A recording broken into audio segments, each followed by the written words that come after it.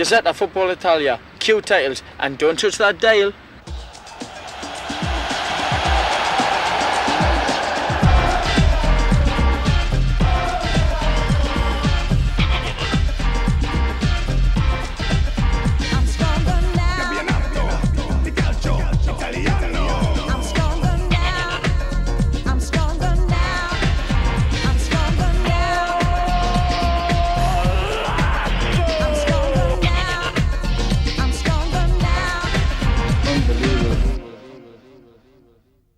Hello. Well, on Sunday I had a hard game against Napoli, got a bit of a knock. Everything seems to go well. Having a problem. Big match on Sunday, going out live. But first, this. Coming up, Des Walker's Sampdoria and their battle with Roma.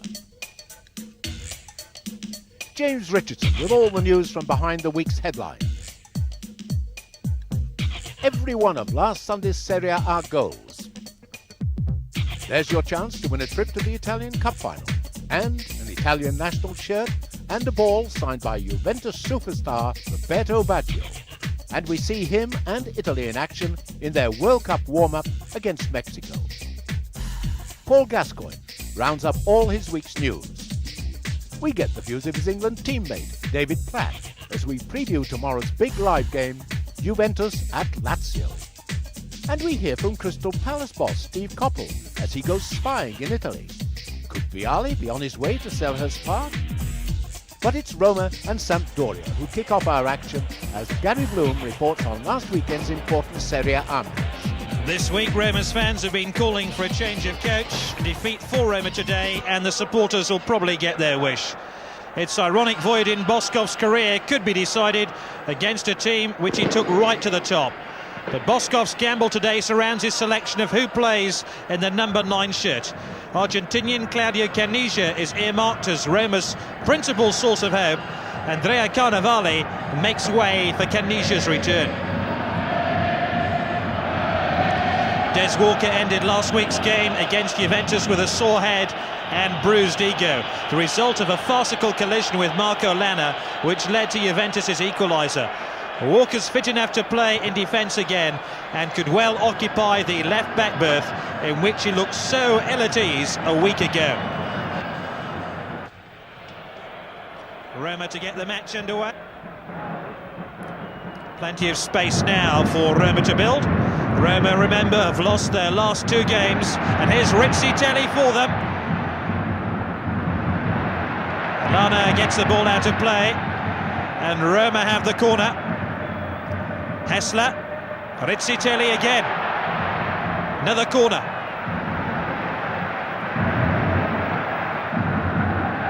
Roma just 4 points off the bottom of Serie A. These are desperate times for the club. They've taken a non-stop lift to the relegation zone. Hessler then with a corner. Got away by Lombardo. Piacentini drives it in. Walker misses out. That was a dangerous mistake by Des Walker. Mihajlovic. Walker to the rescue. Hessler throws himself at the ball, and somehow that Sampdoria defence, which has leaked goals this season, lucky to escape. It's a curious irony. Free kick goes Roma's way. These two teams both lacking in confidence, and it's a question of which of the two will settle first to the task.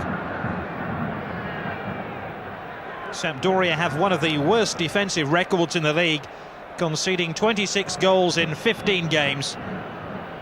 As Hessler drives in the free kick. Again, Walker can't get there, Giannini!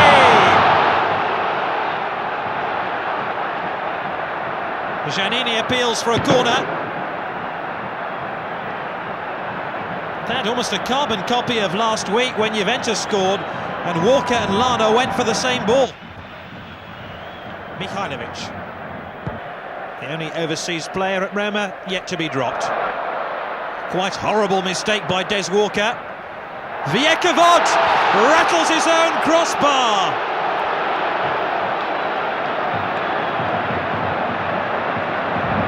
This would have been a really bizarre own goal.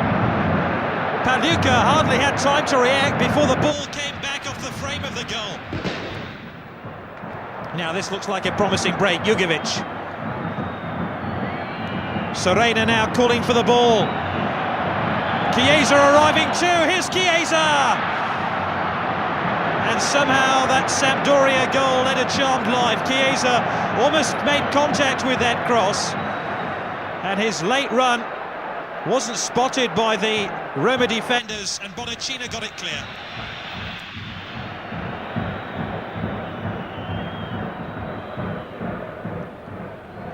That looked like a push by Benedetti, but the referee waved play on.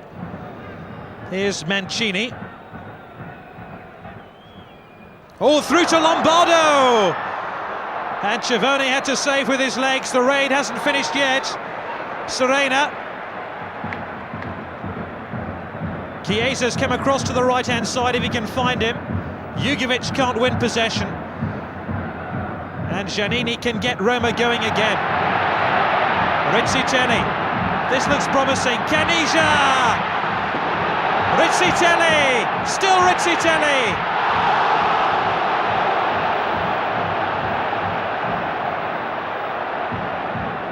Both Rizzitelli and Caniggia lacked purpose in front of goal. They didn't seem comfortable with the ball at their feet. And in the end, Pagliuca was able to make a save, but might have damaged himself in the process. This could be worrying too.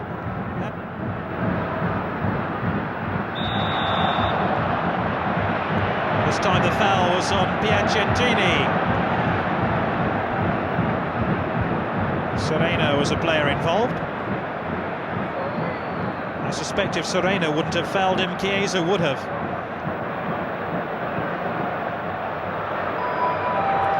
Now Mihajlovic can bend these free kicks in on goal with some venom. Now, can he bypass the Sampdoria defensive wall? Yes, he can, but not find the target.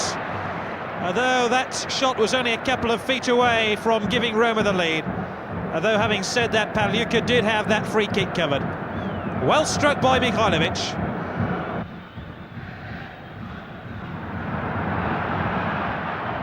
Hessler.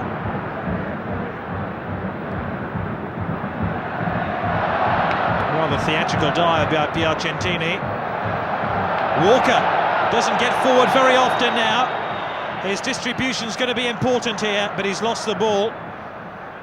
And more importantly for Sampdoria, might be caught out of position before he gives away a free kick.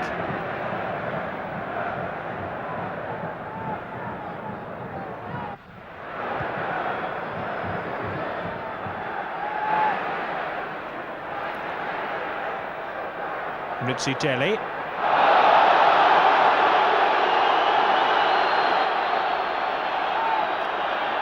Ridiculously high challenge.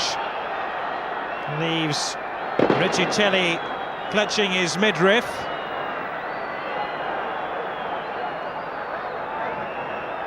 What was Manini thinking about?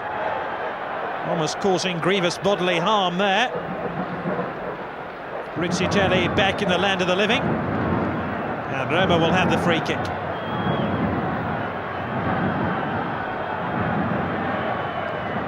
In fairness, the Sampdoria defender was injured too in making that foul.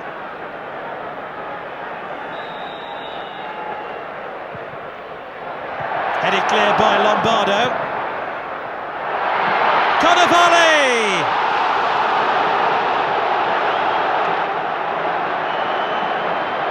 He was brought on to convert those chances, but he's unable to fire Roma into the lead. Hessler with the corner.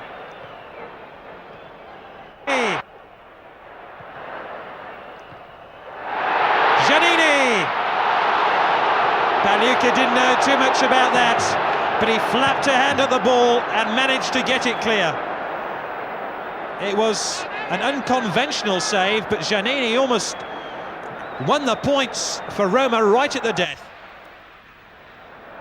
Walker, that's a nil. All the rest of the Serie A are goals to come. But first, James season. Richardson with news from behind the headlines.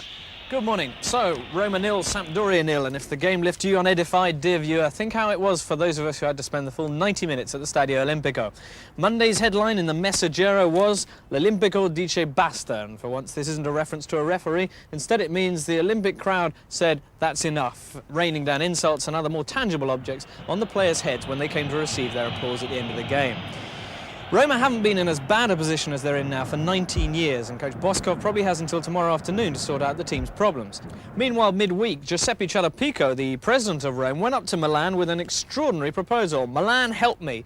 And what the two clubs seem to have sorted out between themselves is a kind of Marshall Plan to help the beleaguered Romans. The deal seems to be that Roberto Muzzi, Roma's under-21 international, plus 3 of their other most promising youth players, will go up to Milan next year in return for, on loan, Dejan Savicevic or Jean-Pierre Papin. Now, in what's often been described as my humble opinion, any kind of deal with AC Milan, it's a risky business, and we'll have to wait and see just how well Roma will do out of this whole affair. In the meantime, the team has gone into a press silence, along with a lot of other clubs in Serie A. There's Pescara, Fiorentina, Lazio and Juventus. The absence of all these interviews has hit the newspapers hard, although I must say they're doing an admirable job of filling in the gaps. Praise, for example, this week to Rosella Malsapina, who came up with this gem in the Gazzetta dello Sport, from Milanella to Bogliasco, what joy it is to play like dogs. Feature this on the canine friends of some of the players in Serie A. Who likes dogs the best? Apparently, it's Alessandro Melli, who has 3. Now, luckily for all of us, at the start of the week, some real news came along. The probable departure of Matthias Sammer from Inter Milan. The Gazzetta dello Sport jumped on this right away, shouting, "Sammer is out, departure at Inter," and printing a quote from the player in which he tells us, "I'm so glad to leave, I just couldn't take it here anymore." But in fact, all of this is a bit premature because the deal hasn't actually been settled yet. It's a curious situation because Sam has certainly been in cracking form just about every time we've seen him here on Channel 4. Since the arrival of Antonio Maniconi, though, apparently he's become surplus to Inter's plans. It's not so much that they want to sell him, it's more that he wants to leave, since 1, he doesn't like sitting on the bench, secondly, he's worried about the effect it'll have on his national team status, and thirdly, he really doesn't like Italy. Originally, the plan was for Sammer to return to his old German club Stuttgart, but they've now dropped out of the race, leaving Borussia Dortmund negotiating with Inter over the £4.5 million price tag. That's how much Inter paid for him in the first place, and they want to get it back. The problem is, a sum like that would make Sammer one of the highest paid figures in German football. Well, on to the national team now, who were in midweek action in a friendly with Mexico this week. They had a victory, not a very convincing one according to the newspapers. In the Gazzetta, Italy stays far. In the Corriere dello Sport, Baggio's quote, "This needs Vialli." The papers were pretty unanimous, though, about the appalling behaviour of a section of the Fiorentina crowd. Now, fans in Florence have quite a reputation for bad behaviour towards the national team, largely based on the fact that they hate Roberto Baggio because of the fact that he left their team for Juventus. So, all through the week leading up to the game, the mayor of Florence and Vittorio Cecchi-Gori, the vice president of Fiorentina, broadcast appeals for good behaviour during the match. Despite that, or conceivably because of it, the Curva Fiesole was packed by about 3,000 ultras who whistled during the national anthem and then heaped abuse on the Italian players during the game. The Italian players, as you may imagine, were shocked and dismayed. Not so Spike Lee, though, Vittorio Cecchi-Gori's special guest during the game. "I don't know much about football," he told reporters afterwards, "but I like the atmosphere." Well, if you're intrigued by all that, rest assured that highlights are coming up after the break, along with a competition, our weekly chat with Paul Gascoigne, and Serie A goals from last weekend. All of that in a couple of minutes, so see you then.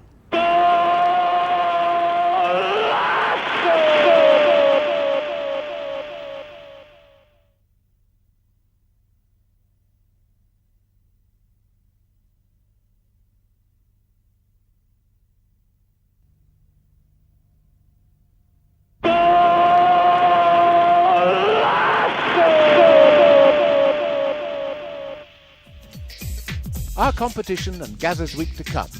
But now, Gary Bloom with his first roundup of last Sunday's Serie A action. Udinese in the stripes hadn't won an away fixture since they last visited Ancona back in June last year and almost took an early lead. Combination of some brave goalkeeping and desperate defending kept the scoreline blank. Moments later, it was Ancona's turn to squander a gilt-edged opportunity. Vecchiola, the culprit of that miss. Vecchiola was involved again in Ancona's next assault on the Udinese goal. His header back into the danger area set up Soliano for this effort until the ball eventually reached Brunieri, who shot wide. The home side put Udinese's goal on red alert yet again when Caccia saw this drive miss the target by inches. Ancona scored the opening goal of the game 2 minutes into the second half. Man of the match Vecchiola scoring his first ever goal in Serie A. 3 Udinese defenders had the opportunity to clear the danger, but all 3 strangely neglected the clearance. Udinese managed to find the net, only for the referee to disallow the goal for a clear push on the goalkeeper Nista. Ancona win 1-0. Udinese register their 7th away defeat of the season.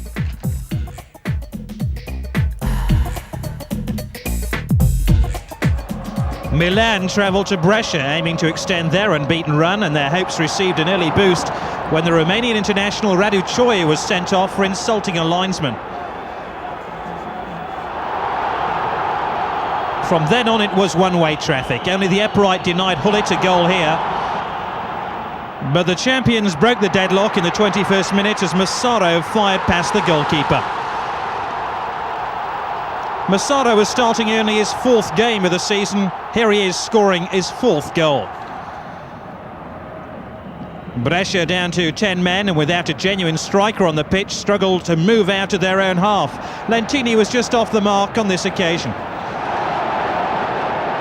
Rijkaard returning from injury then set up his fellow countryman Ruud Hullit. Massaro's follow-up appeared to cross the line, but it remained 1-0. Massaro was having a field day. Perhaps he should have done better here, having most of the field to run into. On full-time, it was Rijkaard's turn to breach Brescia's overworked defence. Landucci saving well. Milan make it 8 wins out of 8 away from home.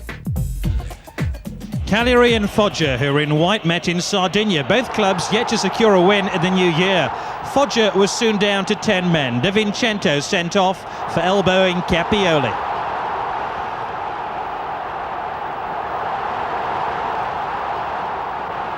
Then Mario Yelpo was alert in keeping out Biagioni's corner kick. But it was Cagliari who took the lead midway through the first half. Capioli grabs the honour of scoring their first goal of 1993. Foggia conceded 6 goals in their previous 2 games. Here's another one. Just before the break, Foggia created this opening for Bresciani, who shot wastefully over the bar. Into the second half now, and Foggia really should have drawn level. Bresciani again fails to find the target. Puchedo then tested the reflexes of back in from long range before Foggia had a second man sent off for deliberate handball. De Bari is red-carded for his second cautionable offence. Foggia's 9 men continued in their search for an equaliser, which arrived in the form of a penalty 11 minutes from full-time. Herrera failed to contain the speed of Mandelli. Di Baggio comfortably converts the penalty for his 3rd goal in 4 games. Cagliari were unfortunate not to have regained their lead minutes later when Moriero's goal was inexplicably ruled out for offside. At least 2 Foggia defenders were playing the winger onside. The home team squandered the last chance of the game. 1-1 the final score. Foggia slide into the relegation zone. Fiorentina coach Aldo Agroppi once played for Torino. The 2 teams met in Florence at the weekend. Torino in white had the best chance of the opening stages. The goalkeeper did well to divert Venturin's drive. Brian Laudrup's trickery and persistence created this opportunity for Orlando. The Danish international then decided to go it alone, but the outcome remained the same. Torino's next attack resulted in this comedy of errors. The ball eventually falls to safety in the welcome arms of the goalkeeper. In the second half, Brian Laudrup's pass is well cut out by Fusi. However, the referee judged that was a pass to the goalkeeper. Bruno blocked the resulting free kick, though he couldn't have been more than 5 yards away. Effenberg was then denied a shot on goal by Fusi again. Torino did manage one attack in the second half, but Enzo Schifo couldn't direct this header on goal. Fiorentina were having no luck from close range. Here's Orlando having a go from long range. Batistuta had the game's last opportunity. His attempt to surprise Marchigiani failed. Torino haven't won in Serie A now in 7 matches. More goals later, but now it's competition time here on Gazzetta Football Italia. Your chance to win an Italian national shirt signed by Roberto Baggio, a ball autographed by members of the Italian squad, and some special Marco van Basten boots. Just answer a simple question by ringing us on 0891 333 444. Baggio and the Italian team were in action in Florence this week as part of their World Cup preparation. Highlights are coming up shortly. Now the current Italian manager, A. Enzo Bearzot, B. Azeglio Vicini, or C. Arrigo Sacchi. And remember, we always give the answer somewhere in the programme. The first correct caller picked out by our computer when lines close next Thursday goes into a winner's draw for a dream trip for 2 to the Italian Cup final in June. They'll also take home this Italian national shirt autographed by Roberto Baggio and a ball signed by some of his international teammates. 5 runners-up win a pair of these magnificent Marco van Basten football boots and copies of our own Football Italia magazine. In Gazzetta last week, 5 runners-up all received copies of the book Soccer the World Game, as well as copies of our own Football Italia magazine. Finally, remember you can get full details of all our competitions by turning to page 365 of Forte, Channel 4's teletext service. And so to the international scene, and Italy continued their World Cup build-up in Florence on Wednesday night, when they took on Mexico at the Artemi Franchi Stadium. But they didn't get much of a reception from a small section of the 25,000 crowd who booed and hissed throughout, to the disgust of manager Arrigo Sacchi. Frankly, the side deserved it in a lacklustre first half. The only notable action was a superb header from fullback Maldini and an equally superb save from Campos. The Mexican goalkeeper, whose dream is to play in Italy, did his case no harm with an excellent display. But even Campos was unable to stop Italy taking the lead 10 minutes after half-time. From Bianchi's clever through ball, it was Roberto Baggio who turned 2 defenders and shot home. Campos, who also doubles up for his club side as a striker, he scored over 40 goals in the last 2 seasons, was helpless this time in his number 1 run.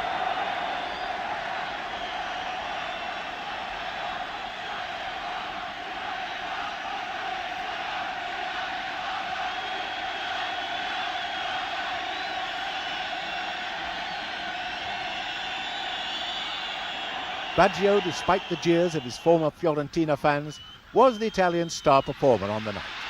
And he could have had another, but for the brilliance of Campos. Next it was Baggio the provider, but Signori, who had a miserable night playing out wide on the left, fluffed a simple chance. The ball eventually came back to Lentini, but the substitute shot was well saved. Lentini was involved in the move that brought the second goal, though, just 10 minutes from time. From his free kick, another sub, Dino Baggio, saw his shot pushed away, but it fell to Maldini, and the Milan fullback, another of the night's big successes, crashed it home. Italy's next match? That's away to Portugal in their World Cup qualifier on February the 24th. Paul Gascoigne hopes to be on duty a week earlier than that, when England face San Marino at Wembley. But let's catch up now with all the news from Gaza. I had a very tough week. Played against Napoli. I must just say how unbelievable the Napoli fans are. Incredible, well behind the team, fantastic. I got a nasty knock on me hip and I had to come off after 40 minutes, even though the press said I was taken off, but never mind. This is a good thing about this programme, I can put things right once you read them and or believe them. Got taken off 40 minutes, but I'm really pleased how the injury's recovering and been trained for the last 2 days, and really looking forward to Sunday. The team might be similar, just the same. I'm hopefully going to play, make sure my hip's okay. I think it's just about the same, but it was off saying, look, you know, I know Milan's racing away with the championship, and they're a very, very strong team to try and catch. But if we can just keep on winning and keep on getting the points, which are valuable, especially for UEFA. We've still got UEFA to look for, we've still got the cup to look for, and we're all third in the league. The only thing we can hope for is any other team in Italy is that Milan get beat on Sunday, and we're one of them. Monday was okay, done some light training, not very much. Tuesday I done some more training. Again, it was just running and stretching, trying to get hematoma out of my hip. And yesterday morning, I'd done about 20 minutes, wasn't much, and done some running in the water. And today, here I am, all ready to go for training this afternoon. Dave Platt, my friend, my England mate, it's just a shame that he hasn't got the playing against us. Ciao! No, it's a shame Dave Platt hasn't recovered. It seemed to have took a while for his injury to recover. It's a shame he's not playing against us. It'd be nice just to play against a friend, you know, you can have a little chat on during the match. But he will be playing, I think, through the week in the Cup. But hopefully he is at the game if we can have a chat, in English of course. Yeah, Dave did talk. It was nice to get a call from Dave. I thought, oh, this is nice of Dave to ring. But it was only for a couple of tickets. Never mind.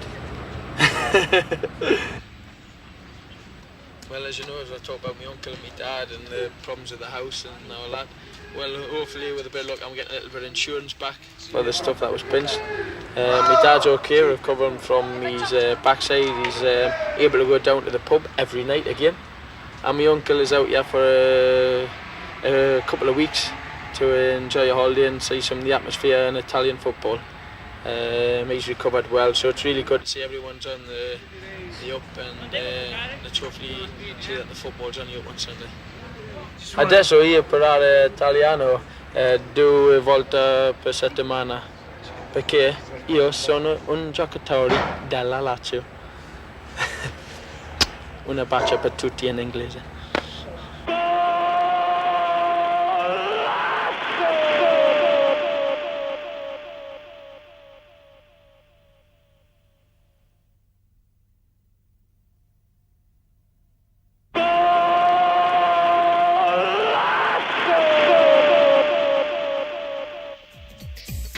Welcome back. Tomorrow's big match preview coming up, but first, the rest of last Sunday's Serie A goals. Atalanta in white started the day in 4th place and were hoping to continue their recent positive run in Genoa. The positive run by Thomas Scoravi almost gave Genoa the lead. Genoa almost went ahead with the use of a head.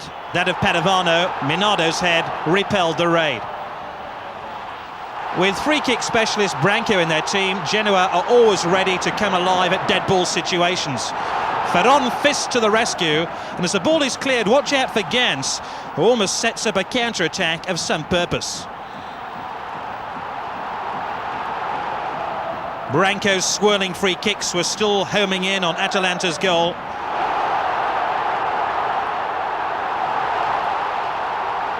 Bortolazzi gave Branco's shooting boots a respite here with little success. Into the second half now, and the Genoa number 2 Panucci weaved his way through a cluster of white shirts. The home side explored every means of not scoring. Both Ruotolo and Scoravi might have made it 1-0.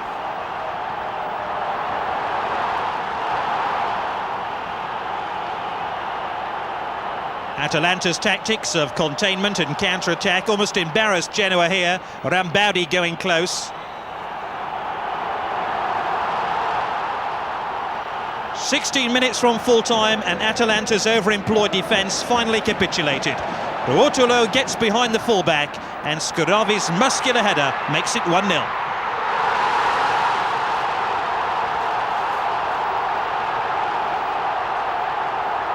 The Genoese supporters were delighted and relieved in equal measure. This was Scoravi's 6th goal of the season. Rambaudi was still attempting to kickstart Atalanta's response. A narrow win then for Genoa. It's Atalanta's first defeat in 6 games. Inter in the dark shirts had to beat Parma to have an opportunity of keeping on the shirt tails of Milan at the head of the table. Berti here denied by Ballotta, but that was to change later in the game. Did at half-time.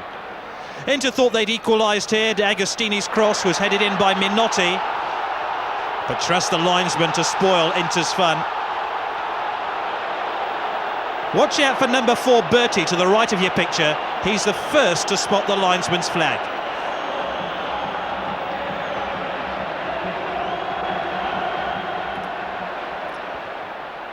Igor Shalimov couldn't keep his feet here, but Parma's defenders lost their heads in giving away this free kick.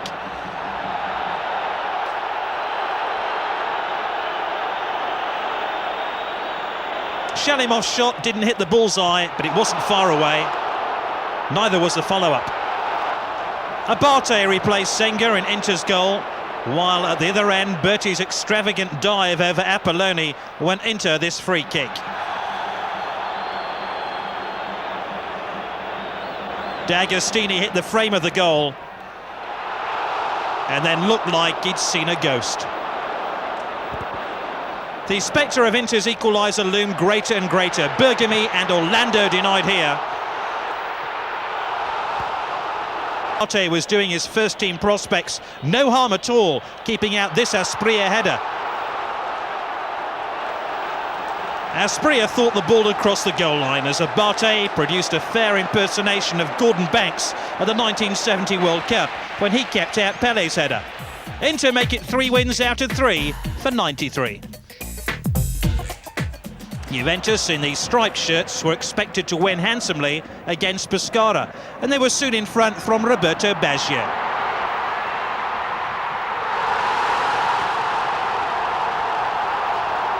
The Pescara goalkeeper Marchioro is on loan from Juventus and must have wondered whether he should have saved the shot or not. 90 minutes in and a carefully crafted goal by Pescara brings them level. Ferretti scores his first ever goal in Serie A. Watch out for the Juventus number 7 Di Canio. Great going forward. His uncertain challenge here left Juventus reeling backwards. This well-improvised build-up deserved a goal. Müller denied here. Pescara continued to embarrass Juventus. Ziranelli produced the very best out of Peruzzi. And then this quickly taken free kick almost caught the referee by surprise and Pescara's defenders. Baggio almost restores Juventus' lead. Müller then tested the agility of the Pescara goalkeeper. Into the second half now, and Vialli, relishing his return to the Juventus attack, almost screwed the ball home. As the fog descended on Turin, Juve descended on Pescara looking for a winner. It came from Roberto Baggio. This is Baggio's 9th goal in his last 5 games. Juventus scrape a victory then. It's their first win in 6 Serie A matches.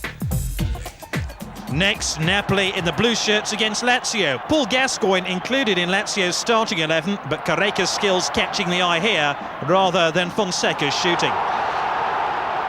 Carreca and Zola proved an irresistible force in midfield for Napoli. Leading Serie A goal scorer Beppe Signori was almost adding to his 16-goal tally. Jonas turned Lazio's defence inside out for goal number 1, just short of the half-hour mark. Kripa spurts through a wreck of players to score. It's Kripa's first goal in 12 months.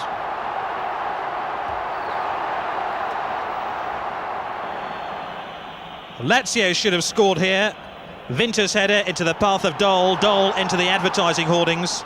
Paul Gascoigne, despite his recent injuries, hasn't lost any of his old inventiveness. Signori's deep cross picked out Dole here. Gully's knees to the rescue.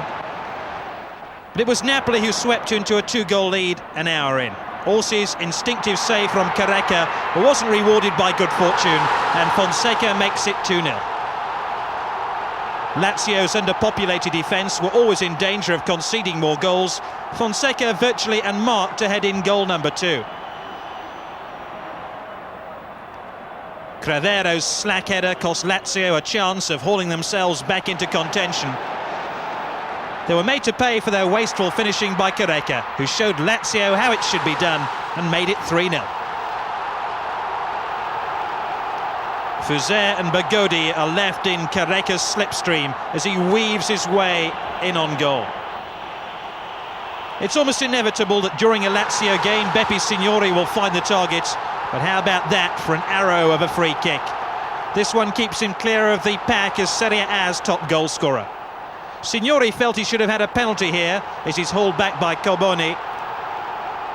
Careca had one last opportunity to increase Napoli's lead, but by then the finishing post was in sight. Lazio's 14-year wait to win in Napoli continues. Well, those results mean no change at the top of Serie A.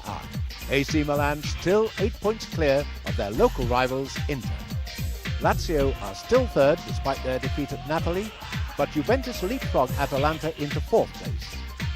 Ancona's win over Udinese pushes Pescara back to the bottom, and Roma drop another place despite their draw with Sampdoria. With goals in every one of his last 5 matches, Beppe Signori is racing ahead in the goal-scoring charts.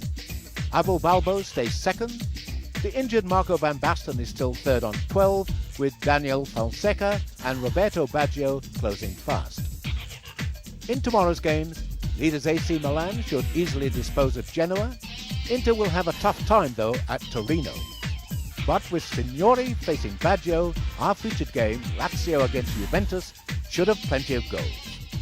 James Richardson has been to Turin to gauge the mood of the Juve players before they travel to Rome. This is the marvellous Centro Seasport Fiat on the outskirts of Turin, just on the doorstep of the Alps. It's the training ground for Juventus, and like the team and just about everything else in this area, it's owned by the Fiat Group. Now, while the car manufacturers are suffering rather in the present economic climate, Juventus themselves, it's fair to say, are having a bit of a recession of their own. Press silences, injuries, poor results. The mood here is bleak, so it seems like a pretty good time to talk to our man on the inside, David Platt. Juventus's players are currently banned from talking to the press, so we chose a secluded spot to talk to David, who's currently in the 58th day of his recovery from a knee operation. The injury is the latest setback in a season that was to have seen as one of the foundations of the new Juventus team. Instead, England's leading international striker converted to a midfielder and had to compete for a place in the squad. Just when he seemed to be making headway in the new role came the injury to the meniscus in his right knee. First question is, David, what is a meniscus? Well, yeah, you have 2 in each knee. They're the cushions that separate the bones in your knee. Obviously, once you have one taken out, what's got to happen then is that the bones have got to desensify because they're going to be touching each other. That's my problem at the moment. I've had the cartilage, the majority of the cartilage out, the meniscus, and now I've got to make sure that my bones desensify. But the problem there at the moment is that instead of desensifying, they're swelling up. That's why I've got to take things nice and easily and try and just get into it in my own time. Obviously, I won't be playing tomorrow, but we've got an Italian Cup game on Wednesday that will probably come a little bit too early for me. But if everything goes according to plan, then I see no reason why I shouldn't play against Cagliari at home at our stadium next week. The season started well for Juventus, better than perhaps it continued, and particularly for you, with on your debut that goal bringing you the draw at Genoa. What was that like, and to make such an impact? It was tremendous. Obviously, like you said, that was my first game in the Championship. We went down to 10 men when Paulo Di Canio was sent off. We was losing 2-1 and we showed a great deal of character, and it's always nice to get on the score sheet. Like you say, I think the season started off reasonably well. I don't think it was a case of us doing badly at the start of the season. It was a case of Milan doing ever so well. After the £31 million they spent last summer, Juventus this year were meant to be the team that would bring Milan back into line. However, a confused series of purchases has left the team overloaded in attack and fragile in defence. The loss of Julius Caesar with a broken leg hit hard, and it was just the start of a string of injuries to the likes of Platt, Herrera, Marocchi and Roberto Baggio, after which the team's 6-game unbeaten start quickly fell apart. Really, going back to it, I think the first game that I missed through injury was the Milan game. That was the first game I saw after my operation, where we played very, very well and could have won the game, but the game could have gone to Milan. We didn't deserve to win the game, but neither did Milan. It was one of those games that could have gone either way.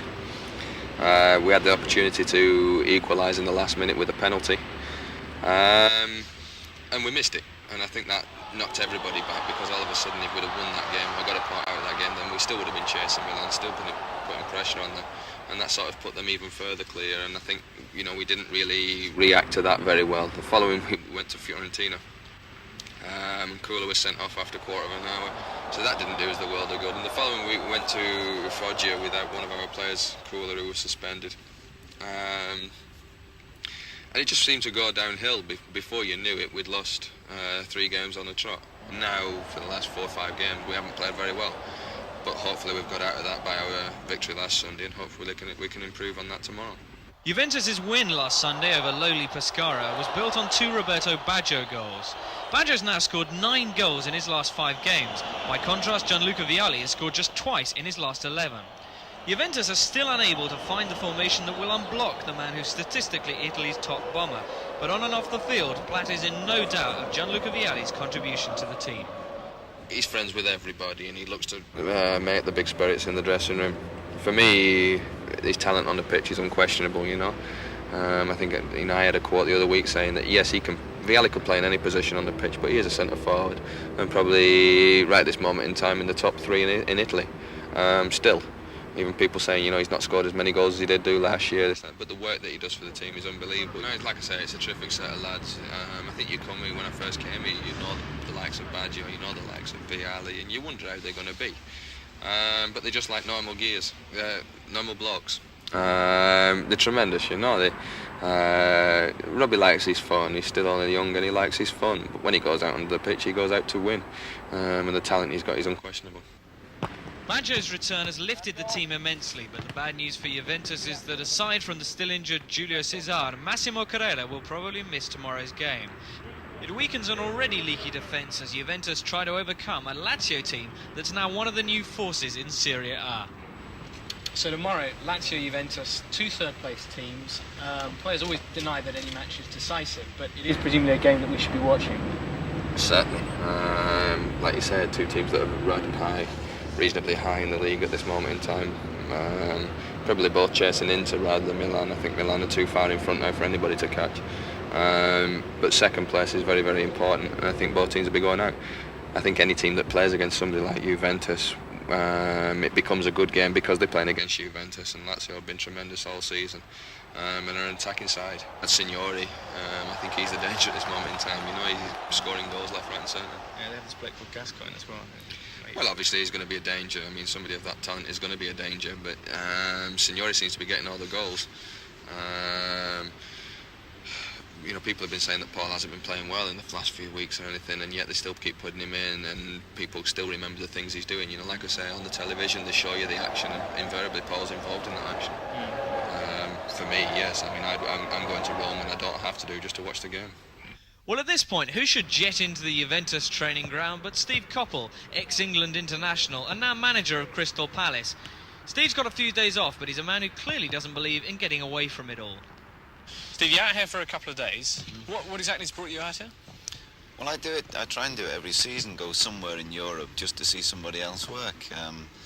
I've been to France to watch people, in Holland. I went to Holland last year, and with your programme, which I suppose like every football person watches on a Saturday, I thought, well, why not try and come and watch a couple of teams over here.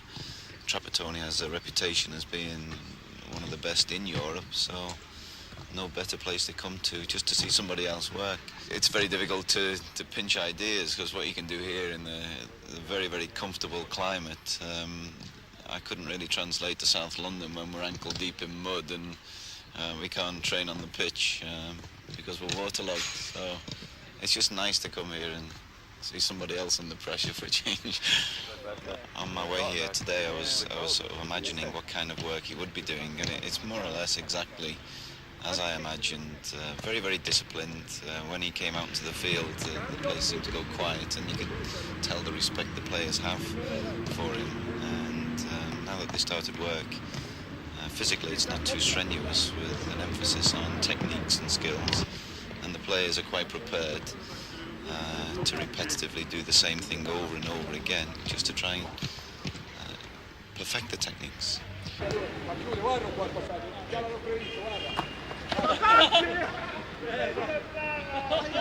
While Juventus continue their preparations in reverential hush, about 450 miles to the south of here, roughly, we find Lazio, their opponents tomorrow. And a similarly mute group they are too. Press silence has been the order of the day down there since last November, since the Rome derby in fact. But despite that, we managed to get a word from one or two of the usual suspects.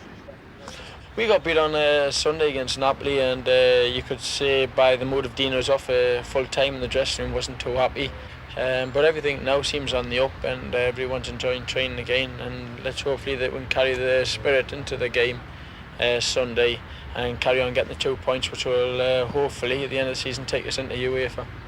Well, if Lazio's coach Dino Zoffa's lightened up this week, he's certainly at pains not to show it. He did give us, though, as an ex-Juventus player and coach, his view on his old club's current woes. Ho avuto qualche difficoltà iniziale perché è una squadra con diversi giocatori nuovi anche loro, però io credo che la Juventus venga fuori bene, speriamo che non inizi domenica.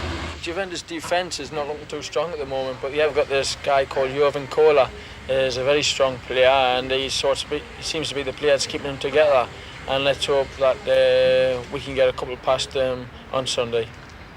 With me, hopefully getting 2. I say 1, but 2. Well, both Lazio and Juventus will be here tomorrow afternoon, the Stadio Olimpico, for the big match. Remember, Juventus haven't won here against Lazio since 1983, and the way their current form is going, they're not really expected to change that. Whatever, though, it's going to be a great game. There's a massive crowd expected, probably the biggest of the season. David Platt's coming down from Turin just to see the action, but you can watch it without even shifting from your armchair, because, of course, it is live on Channel 4 tomorrow afternoon. So that's Lazio against Juventus live here on Channel 4 tomorrow. As usual, our programme starts at 1:15. Join us for that.